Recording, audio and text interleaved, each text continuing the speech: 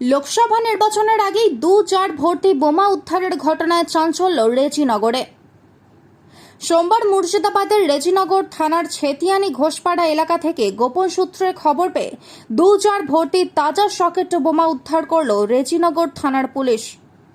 এই পরিমাণে বোমা উদ্ধারের ঘটনায় গ্রামবাসীদের প্রশ্ন, কোথা থেকে এত পরিমাণে বোমা? এই ঘটনায় চাঞ্চল্য ছড়ায় এলাকায়। ইতিমধ্যে বোমগুলি নিষ্ক্রিয় করার জন্য বোম স্কোয়াড কর্মীদের খবর দেওয়া হয়েছে।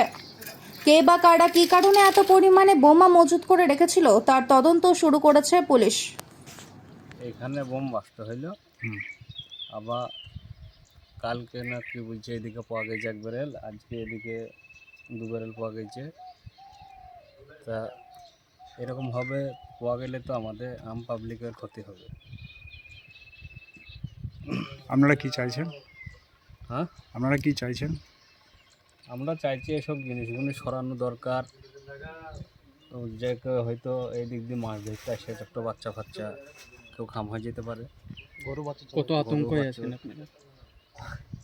গরু বাচ্চা কতটা আতঙ্কে আছেন? পুরো আতঙ্কে আছি। জেল পুলিশ প্রশাসন কতটা ভয় আছেন? ভয়ে তো থাকতেই হবে। এরকমভাবে যদি পাওয়া যায়, হুট করে যদি কেউ পড়ে, তাহলে ক্ষতি তো আমাদেরই হবে। এই জায়গাটা কি জায়গা? এটা হচ্ছে ছেতিয়ানি ছেতিনি ঘোষপাড়া।